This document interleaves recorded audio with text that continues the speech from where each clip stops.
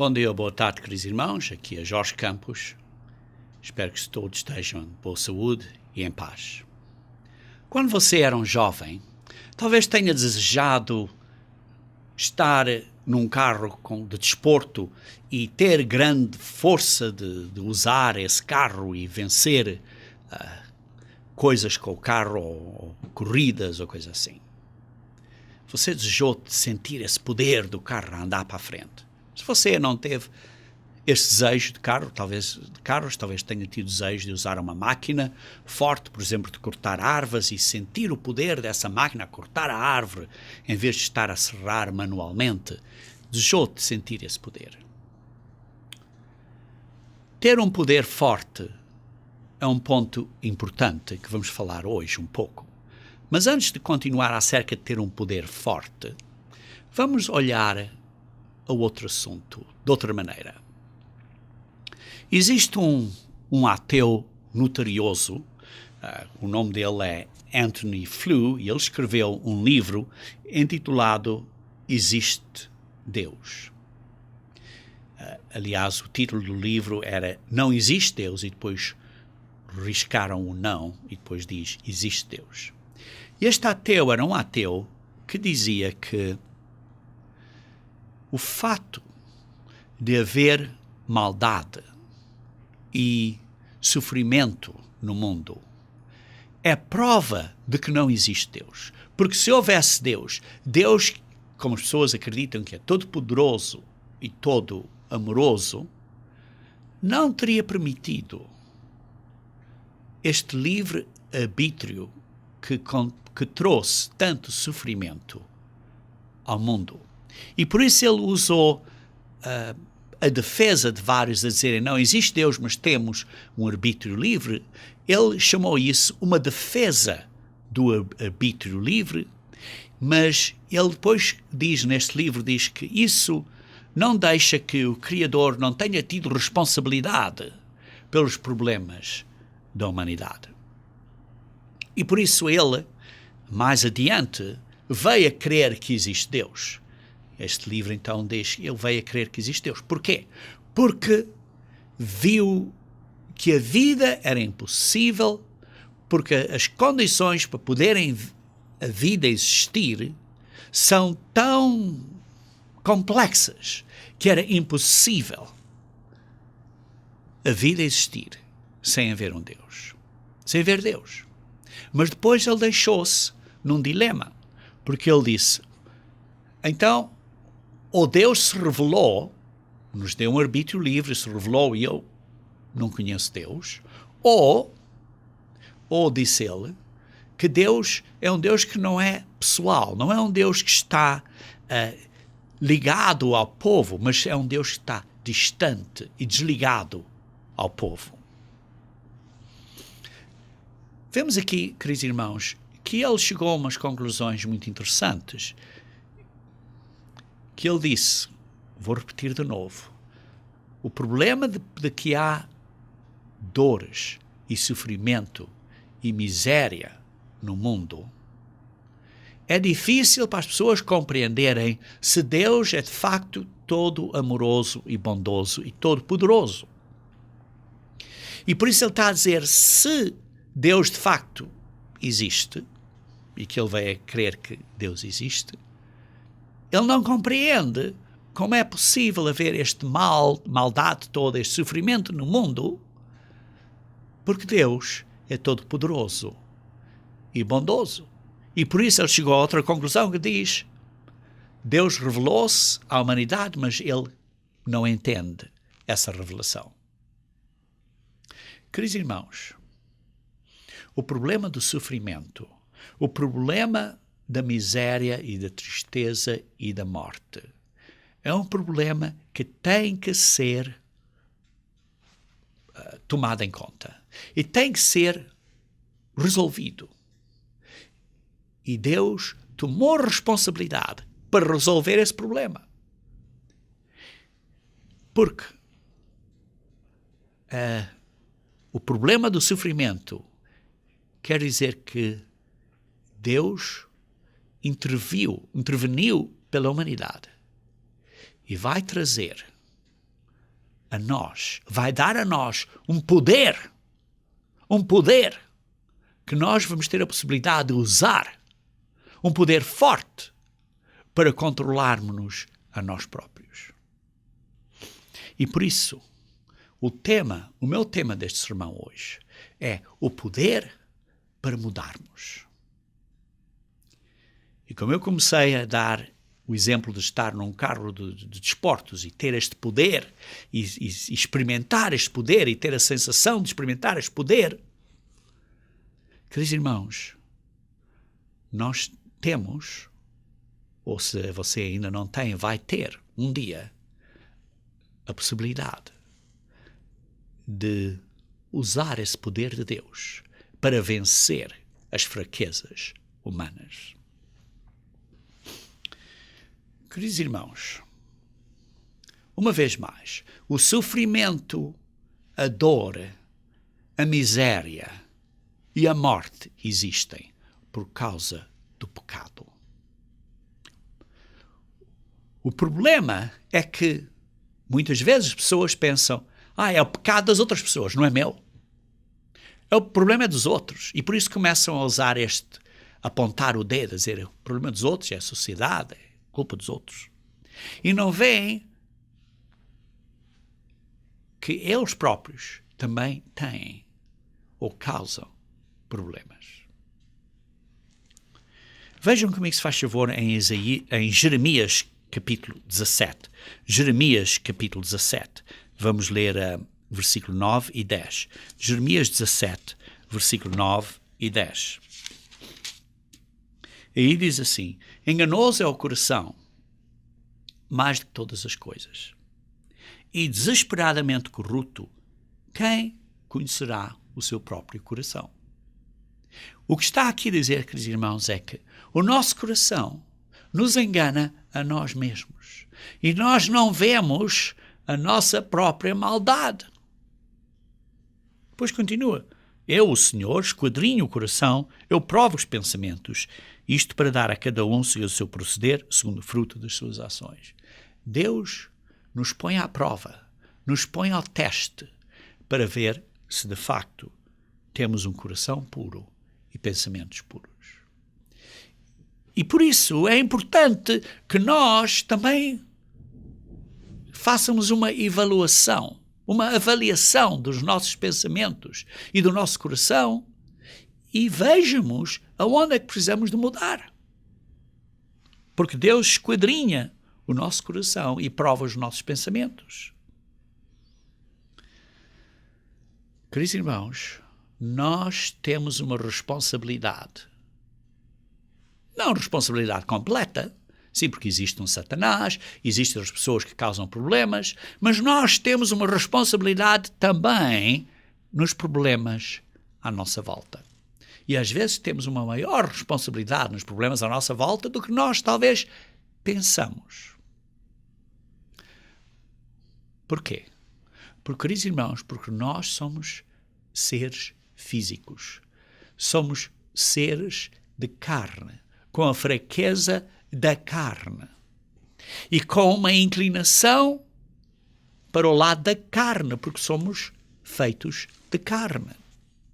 E esta inclinação é como se fosse uma atração ou um magnetismo que nos puxa para esse caminho da carne. Ora, esta inclinação, ou digamos assim, esta tentação por si próprio, não é pecado. O pecado é quando nós seguimos o caminho dessa tentação, dessa atração, que se torna depois muito grande e que se torna uma cobiça, e depois seguimos essa cobiça, então isso dá à luz o pecado. Vejam comigo, se faz favor, em Tiago, capítulo 1. Tiago, capítulo 1, começar a ler do versículo 13. 1:3. Tiago 1, 13. Ninguém, ao ser tentado, diga: sou tentado por Deus, porque Deus não pode ser tentado pelo mal e ele mesmo a ninguém tenta.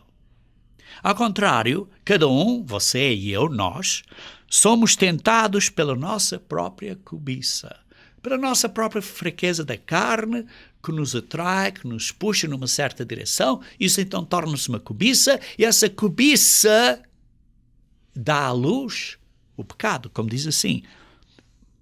Quando esta o atrai e seduz. Então a cobiça, depois de haver concebido, dá à luz o pecado. Por isso esta tentação original, esta atração original para as coisas da carne, não é necessariamente o pecado. É quando essa atração fica grande, torna-se numa cobiça, e então isso concebe e dá à luz o pecado, então é que é pecado. E o pecado, uma vez consumado, gera a morte. Por isso, queridos irmãos, nós precisamos de ser resgatados desta força, digamos assim, magnética da carne. Ora, aí está claro, é onde nós temos um arbítrio livre. Podemos seguir essa força, essa atração da carne, ou não. Mas como é uma força, precisamos da ajuda de outra força para nos dar força. Esta é a força ou o poder para a mudança que recebemos de Deus. Como é que recebemos esse poder? Vejamos então a revelação do plano de Deus. A revelação do plano de Deus, do plano de salvação. O plano de salvação de Deus começa com a Páscoa, com o significado da Páscoa. O que é isso? É que Jesus Cristo teve que sofrer e morreu por nós, em vez de nós. E por isso nos resgata dos nossos pecados. Isso claramente diz que o Criador não está distanciado, não está desligado de nós, mas está muito ligado a nós porque deu a sua própria vida.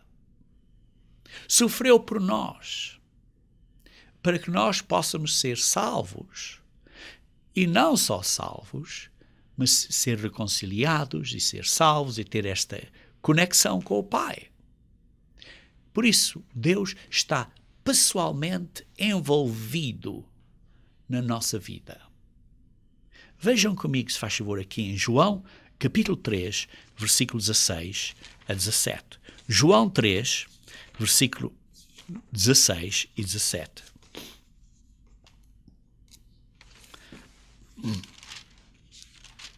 João 3, versículo 16 a 17. Diz assim: porque Deus amou ao mundo de tal maneira que deu o seu Filho unigênito para que todo o que nele crê não pereça, mas tenha a vida eterna. Nós precisamos de crer em Jesus Cristo. Fazer o que Ele nos diz para fazer e crer o que é que Ele fez por nós, quem Ele é, o que é que Ele fez, o sacrifício dele.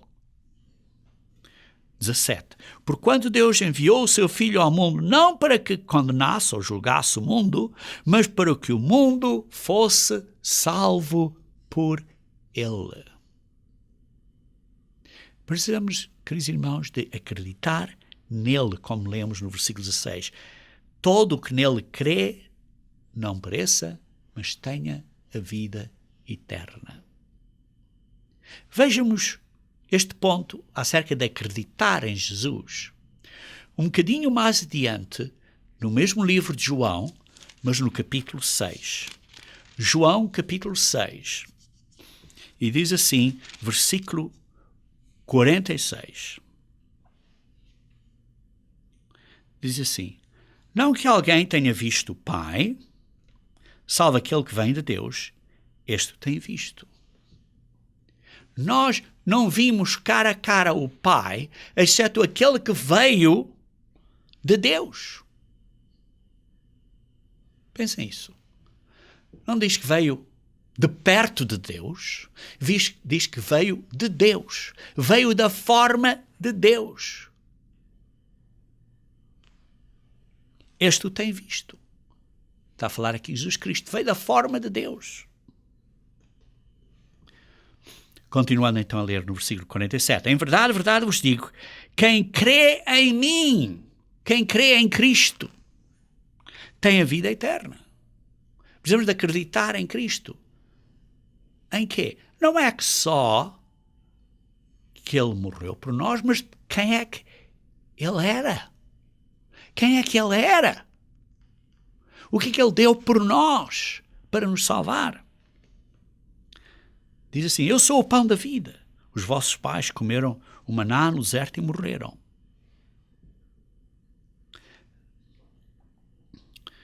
Continuando aqui, versículo 50. Este é o pão que desce do céu, para que todo o que dele comer não pereça.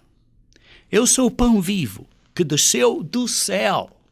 Jesus Cristo diz, eu desci do céu.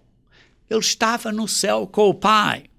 E se alguém dele comer, viverá eternamente. O pão que eu darei pela vida do mundo é a minha carne. É a minha vida. É a minha carne. E vejam, aqui outro ponto, continuando no versículo 61. Diz assim, mas Jesus, sabendo por si mesmo que eles murmuravam a respeito de suas palavras, interpelou-os, disse, isto vos escandaliza? Vocês ficaram insultados, escandalizados pelo que eu estou a dizer? Vocês têm que comer da minha carne e beber do meu sangue? E diz assim, que será, pois, se vires o Filho do Homem subir para o lugar onde primeiro estava? O que é que vocês vão dizer se de facto virem mim, Jesus Cristo, a subir para onde eu estava? Que ele veio lá e vai para lá. Aonde ele estava? Sabemos que ele foi para sentar ao lado direito do Pai. É onde ele estava. Eu vou para onde eu estava.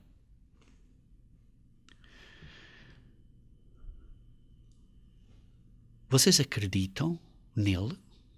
Acreditam no que Cristo diz aqui? E vejam um bocadinho mais adiante, no versículo 69. Depois,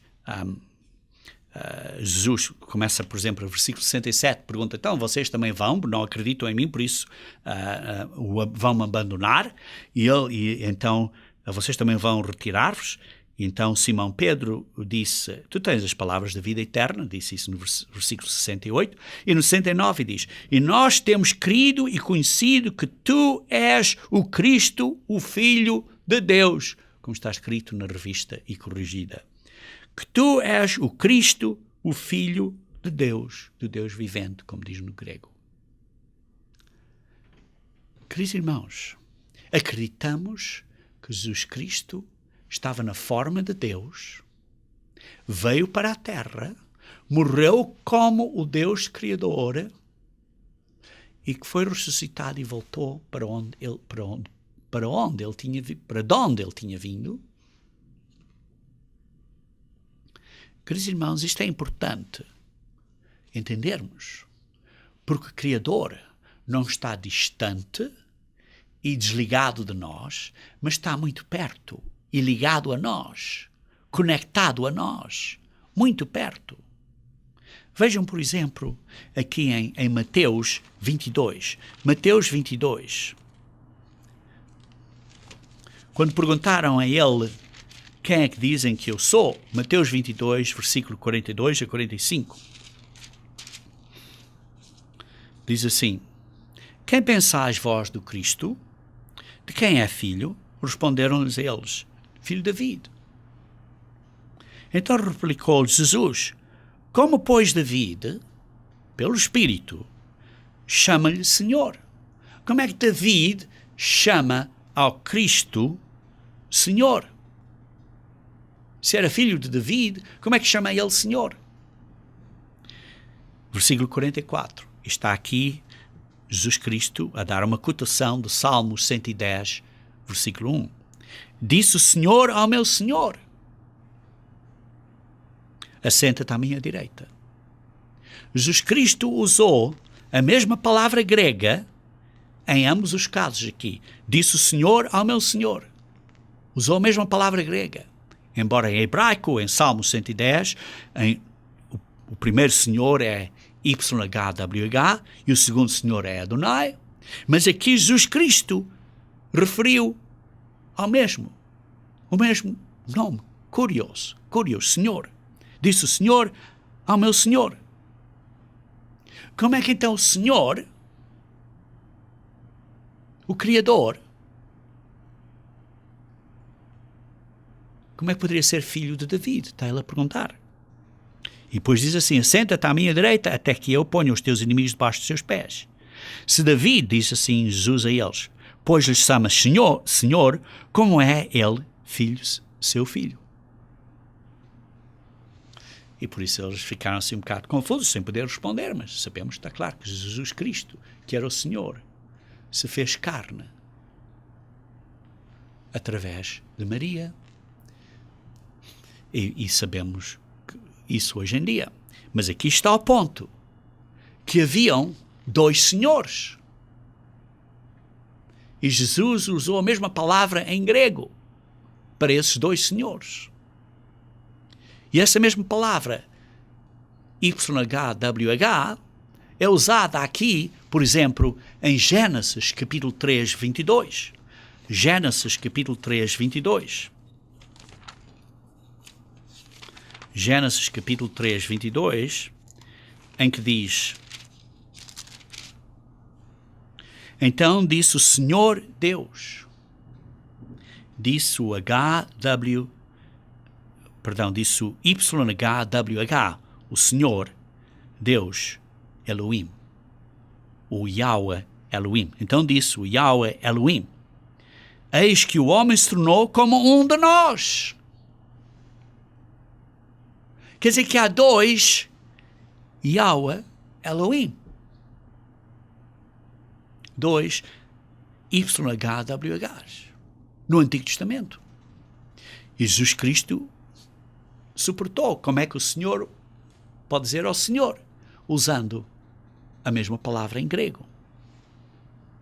E também vemos em Hebreus capítulo 1, versículo 8 e 9, que o próprio Pai chamou a Jesus Cristo com o título, com o nome de Deus. Veja aqui com o versículo 8 e 9. Mas acerca do Filho, o teu trono, ó Deus, é para todo sempre, e cetro de equidade é o cetro do seu reino. Amaste a justiça e odiaste a iniquidade. Por isso, Deus, isto é Jesus Cristo, o teu Deus, que é o Pai, te ungiu com óleo de alegria, como a nenhum dos teus companheiros. Isto é uma cotação aqui em Hebreus, capítulo 1, versículo 8 e 9.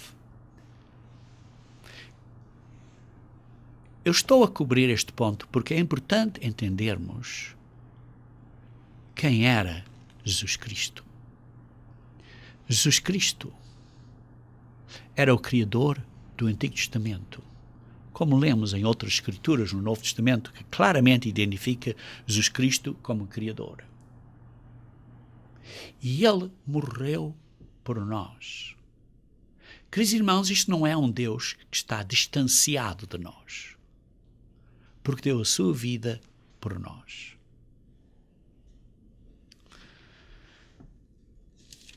Vejam também em Hebreus capítulo 2, versículo 14.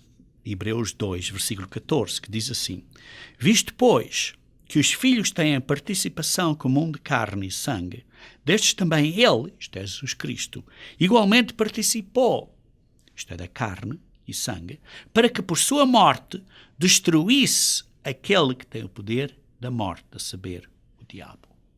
Jesus Cristo, o Criador, participou da carne e sangue. E por isso morreu. O Eterno esvaziou-se e morreu por nós. Por isso estes ateus que dizem que Deus é distanciado, queridos irmãos, Deus não é distanciado. O Criador sofreu, morreu por nós. Não é distanciado. Por isso, Deus nos revela através do seu plano de salvação. E parte do seu plano é que depois precisamos, após a Páscoa, precisamos de seguir com os dias dos pães asmos, que representam nós precisamos de obedecer a Ele. E depois se segue com o dia de Pentecostes, que é quando Ele nos dá o Espírito Santo de Deus. E Ele, Jesus Cristo, nos mandou o Espírito Santo dele, porque Ele foi para o céu e nos mandou o Espírito Santo para nos dar a ajuda, para nos dar a força, para nos dar o poder de mudança que nós precisamos. Por isso, quando Ele morreu, Ele não só não nos reconciliou com o Pai, mas Ele também, através de estar vivo agora, nos mandou o poder do Espírito Santo para nos ajudar a vencer a fraqueza da carne. Vejam então aqui em Romanos, capítulo... antes de Romanos, quero mostrar aqui em Apocalipse. Apocalipse capítulo 1. Vejam aqui em Apocalipse capítulo 1, versículo... Apocalipse capítulo 1, versículo 17 e 18. Diz assim: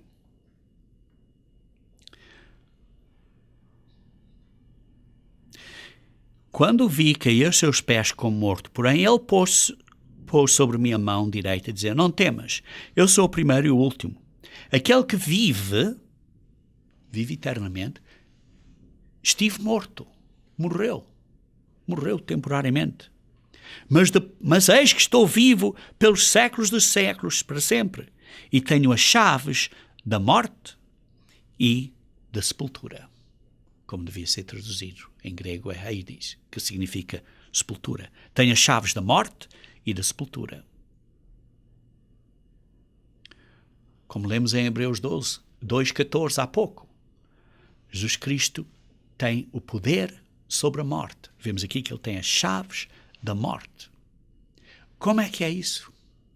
É porque ele morreu para nos dar a vida. Vejam comigo aqui em Romanos capítulo 5, versículo 10. Romanos 5, versículo 10. Diz assim: Porque se nós, quando inimigos, fomos reconciliados com Deus, mediante a morte do seu Filho. Nós, quando inimigos, fomos reconciliados com Deus mediante a morte do seu Filho. Muito mais, estando já reconciliados, seremos salvos pela sua vida. Somos salvos pela vida de Cristo. Como é isso possível? É porque Ele agora, estando vivo, nos manda, ou nos mandou o Espírito Santo dele no dia de Pentecostes, para nos dar essa ajuda.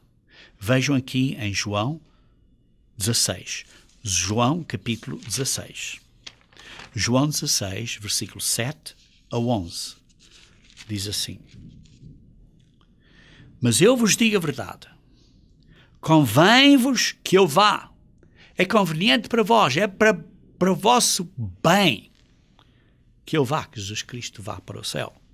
Porque se eu não for, o Consolador, falando acerca do Espírito Santo de Deus, isto é, o Consolador, o Conselheiro, ou como na Bíblia inglesa diz, o Ajudador, aquele que nos ajuda, não virá para vós. Se porém eu for, eu vos enviarei. Jesus Cristo nos enviará o Espírito Santo de Deus. E foi isso que ele fez no dia de Pentecostes. E quando ele vier, o Espírito Santo dele, o Espírito Santo de Deus, convencerá o mundo do pecado, da justiça e do juízo. Do pecado, porque precisamos de parar de pecar. Da justiça, porque precisamos viver de uma maneira que seja justa, para não haver mais sofrimento e dor. E do juízo, porque vamos ser julgados de acordo com as nossas obras. E por isso nos está a convencer para não pecarmos, porque vai haver um juízo e precisamos de praticar a justiça. Queridos irmãos, Jesus Cristo nos manda este Consolador. Se você ainda não foi batizado em nome de Jesus Cristo e se você ainda não recebeu o poder do Espírito Santo, então você ainda não tem o poder para o ajudar a mudar. O poder de Deus. Aquele poder que, comparando de uma maneira física, é como ter uma máquina poderosa, um carro de desporto poderoso com poder. É aquele poder que nos dá esta força e energia para vencer a fraqueza da carne. Queridos irmãos, vejam comigo aqui em Romanos capítulo 8. Romanos capítulo 8, versículos 8 e 9. Romanos 8, versículos 8 e 9, que diz assim. Romanos 8, versículo 8 e 9.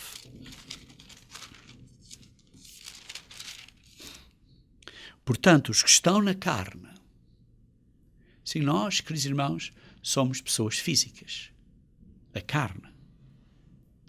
Mas se estamos a pensar continuamente nas coisas da carne, a seguir esta atração, este magnetismo da carne, não podemos agradar a Deus. Vós, porém, não estáis na carne. Vocês não estão continuamente a pensar nas coisas da carne, a querer fazer as coisas da carne, a seguir esses pensamentos. Porquê? Porque tem o Espírito Santo de Deus e que nos dá a força para vencerem. Vocês usam esse arbítrio livre para fazer uma escolha para não seguirem o caminho da carne. Diz assim: vós, porém, não estáis na carne, mas no Espírito. Se, de facto, o Espírito de Deus habita em vós. E se alguém não tem o Espírito de Cristo, ou o Espírito de Deus, que é o Espírito de Cristo, esse tal não é dele. Se vocês não têm o Espírito de Deus, ou digamos outra palavra, o Espírito de Cristo, porque Deus é Cristo, ou Cristo é Deus, na forma de Deus, da família de Deus. Não é o Pai, mas é Deus. Se nós não temos o Espírito de Cristo, então não somos de Cristo. E vejam um pouco mais à frente, no versículo 14, diz assim: pois todos os que são guiados pelo Espírito de Deus são filhos de Deus. Todos que são guiados pelo Espírito de Deus. Queridos irmãos, o Espírito de Deus é um poder que nos guia, não nos força, nos guia, nos dá uma direção e nos dá força. Mas nós precisamos de usar para ativarmos essa força. Queridos irmãos, o Espírito de Deus, o Espírito Santo de Deus, é esse poder, é essa ajuda adicional para lutarmos contra a natureza da carne, a natureza, a da fraqueza da carne. E por isso, é como que entrarmos num carro de desporto e sentir esse poder, de estar excitados com esse poder de guiar este carro desportivo. E as pessoas apreciam ou gostam de ter esse poder, ou de experimentar esse poder de guiar um carro desportivo. Mas, queridos irmãos, espiritualmente, quando nós temos o Espírito Santo de Deus em nós, nós temos o poder de Deus em nós. A decisão é nossa de usarmos ou não. A decisão é nossa de usarmos, porque nos guia, não nos controla, nos guia, nos aponta, nos dá força para vencer, mas nós precisamos de usar essa força. Temos que fazer a nossa parte. Por isso, é que o plano de salvação é, primeiro, precisamos nos arrepender. Arrepender de viver esta vida que causa problemas, dores, miséria, sofrimento e morte.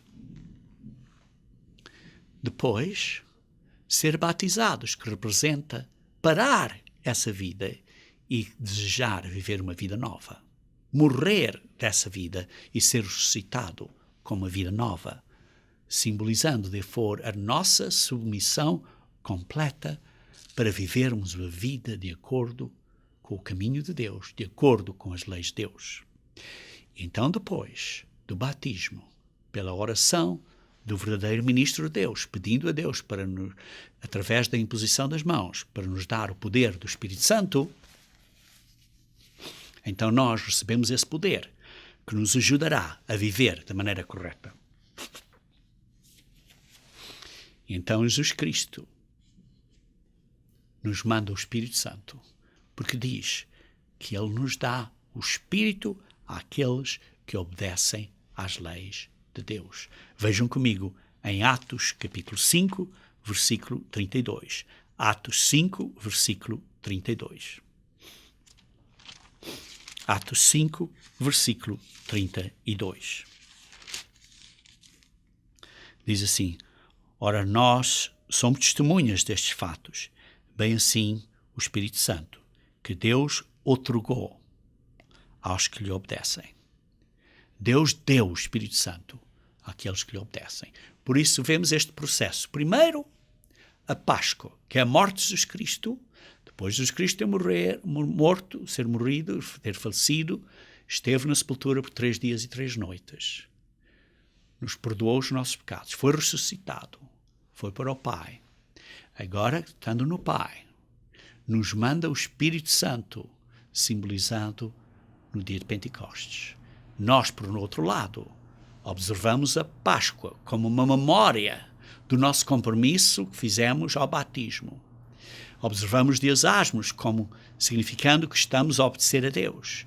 E por isso recebemos o Espírito Santo de Deus, que é estes 3 passos, digamos assim. Agora, com o Espírito Santo de Deus, nós precisamos de vencer até ao fim.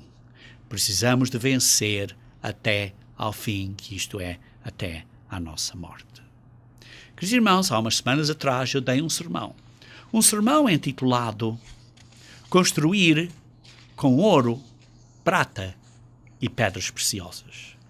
Precisamos de construir a nossa vida cristã com estes materiais para sermos sólidos membros da Igreja de Deus. E depois nesse sermão também disse que precisamos de acordar, despertar, usar o Espírito Santo de Deus e pôr este Espírito assim forte, como estando em fogo, em cheio de energia em nós. Porque o Espírito Santo de Deus é o poder de Deus que nos ajuda a vencer até ao fim. O Espírito Santo de Deus é aquele poder que nos ajuda a praticar este amor para com os outros, carinho para com os outros, que é uma ação. Não é só uma emoção, é uma ação. E o Espírito Santo de Deus não é só o poder, não é só esta ação de amor, mas também é esta mente sã, mente saudável, para podermos fazer as decisões corretas, controladas, deliberadas. É a mente de Jesus Cristo. E isto não é nada mais, nada menos, queridos irmãos, que o processo de conversão. O processo de conversão que nós precisamos de seguir e continuar. E temos um livro, um guia de estudo, que é intitulado Transformando a Sua Vida, o Processo de Conversão. Queridos irmãos, isto é o que nós precisamos de fazer. Transformar a nossa vida, este processo de conversão, com a ajuda do Espírito Santo de Deus. O poder de Deus, o poder para nos mudarmos. Um poder de mudança. Queridos irmãos, este poder do Espírito Santo é Cristo em nós. É a mente de Cristo em nós. Esta mente saudável, esta mente sã, esta prática de amor, de carinho para com os outros, é este poder. E por isso Deus não está distante e desligado de nós, mas Deus está perto nas nossas mentes e ligado aos nossos corações através do Espírito Santo de Deus. E através do Espírito Santo de Deus, que é a mente de Cristo, que é o Espírito de Jesus Cristo, temos então este poder vivente para vencer estas atrações, este magnetismo da carne, a fraqueza da carne. Por isso, lemos em Romanos capítulo 12. Romanos capítulo 12.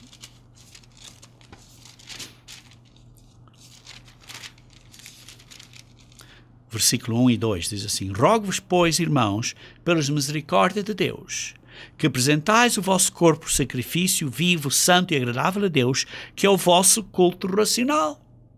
E não vos conformeis com este século. Não fiquem conformados com este mundo, a praticar as coisas do mundo, mas vos transformai-vos pela renovação da vossa mente. Como?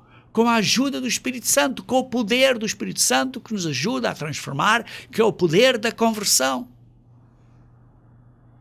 Para que experimenteis qual seja a boa, agradável e perfeita vontade de Deus.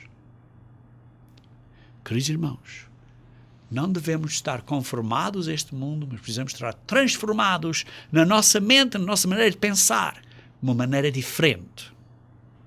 E por isso tudo se torna de novo. E começa no coração e na mente. Por isso nos tornamos uma nova criação. Vejam comigo, se faz favor, em 2 Coríntios capítulo 5. 2 Coríntios capítulo 5. Versículo 17. E assim, se alguém está em Cristo, é nova criatura. Se nós estamos em Cristo, se nós temos Cristo a viver em nós através do Espírito Santo dele, com a mente dele em nós, com o poder dele em nós, nós somos uma criatura nova, somos uma pessoa diferente. Não estamos a seguir o caminho da carne, com as fraquezas e as atrações da carne, mas estamos a seguir o caminho espiritual. E por isso, queridos irmãos, diz: as coisas antigas já passaram, eis que se fizeram novas. Queridos irmãos, não é só um arrependimento do que fizemos ou do que fazemos. É um arrependimento do que nós somos, do que nós pensamos. Temos que nos arrepender do que somos, não só do que fazemos. Isto é difícil de entendermos, é difícil de compreendermos que nós somos da carne e temos que mudar. É uma luta pela vida inteira, uma luta contínua.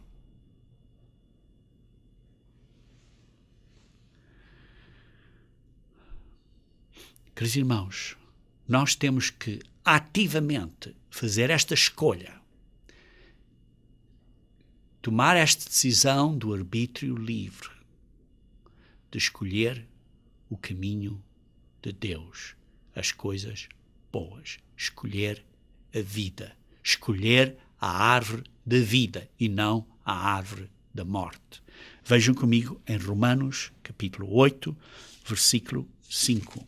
Romanos 8, versículo 5. Diz assim: porque se inclinam para a carne, temos esta inclinação natural para a carne, os que se inclinam para a carne, cogitam as coisas da carne, estão a pensar nas coisas da carne, estão a meditar dia e noite nas coisas da carne. Mas os que se inclinam para o Espírito, que é uma decisão, um arbítrio livre, que podemos inclinar para o Espírito através do poder do Espírito Santo e meditar e pensar dia e noite nas leis de Deus, nos princípios de Deus, nas coisas espirituais.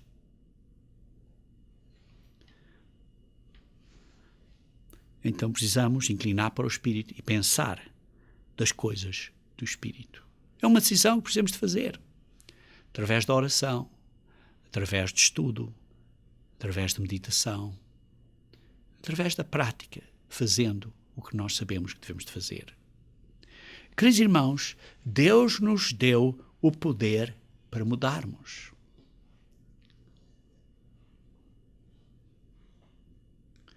Queridos irmãos, se você foi batizado, Deus deu a você o poder para mudar. Se você ainda não foi batizado, e se você por isso ainda não fez o compromisso para o resto da sua vida inteira, física e eterna, se você ainda não fez o compromisso para seguir a Deus, Ele então Deus deseja dar a você esse poder espiritual que o ajudará a fazer a mudança. E essa mudança, queridos irmãos, não é só agora. Agora é simplesmente um bocadinho. A mudança grande vem, vejam aqui em Filipenses, capítulo 3, versículo 20. Filipenses, capítulo 3, versículo 20. A grande mudança virá ainda no futuro. Diz assim: pois a nossa pátria está nos céus, de onde também guardamos o Salvador, o Senhor Jesus Cristo. Quando Ele vier, na segunda vinda, Ele virá do céu. E quando Ele vier na segunda vinda, transformará o nosso corpo de humilhação, o nosso corpo abatido, como está na revisão corrigida de Almeida. Isto é, o nosso corpo vil, o nosso corpo inferior moralmente. Transformará o nosso corpo vil, o nosso corpo da carne, para ser igual ao corpo da sua glória, um corpo espiritual, segundo a eficácia do poder que Ele tem de até subordinar a si mesmo todas as coisas. De acordo com o poder da glória que Ele tem, que Jesus Cristo tem, que nos vai mudar o nosso corpo físico para um corpo espiritual que não vai ter essa atração e inclinação física. Não vai ser um corpo vil, mas vai ser um corpo de glória. Um corpo de glória. Queridos irmãos, isto é o poder de mudança, o poder do Espírito Santo, o poder que Deus quer dar a você e a mim. Isto é a obra de Deus. A obra de Deus, sim, é uma de pregar o Evangelho do Reino de Deus ao mundo, mas a obra dele é de preparar o povo. A obra milagrosa de Deus é de mudar a sua mente e a mente das pessoas ao seu lado e do mundo inteiro para termos uma mente como a de Deus. Isso é um milagre. Isso é a obra de Deus. A maior obra dele é mudar a nossa maneira de pensar, que é para a carne. Mudar a nossa inclinação, que é para a carne. E transformar-nos numa nova pessoa, ser com um corpo glorioso. Isto é o poder do Espírito Santo, o poder de Deus. Isto é obra de Deus que Ele está a fazer agora em sua vida. E é a obra de Deus que você precisa ser parte, fazer essa obra. Por isso, queridos irmãos, quando os ateus pensam que a desculpa do arbítrio livre é uma coisa fraca, não é. Não é. porque Deus tomou responsabilidade nisso, e Deus sofreu e morreu por nós, o Criador sofreu e morreu por nós. Ele está perto e está ligado a nós através do Espírito Santo dele, está vive dentro de nós quando nós o permitimos e quando nós deixamos o Espírito Santo nos guiar. E por isso, nós, você e eu, precisamos de deixar que o Espírito de Deus guie os seus pensamentos e os meus pensamentos, para termos esta experiência, termos esta oportunidade de experimentar, de viver, de usar o poder de Deus como Ele quer. E quando usamos o poder de Deus, o verdadeiro poder, que não é um carro de desporto ou isto ou aquilo, mas o verdadeiro poder de Deus, quando usamos esse verdadeiro poder de Deus, então teremos uma paz verdadeira, uma paz interna na mente e uma alegria que as pessoas humanas não compreendem.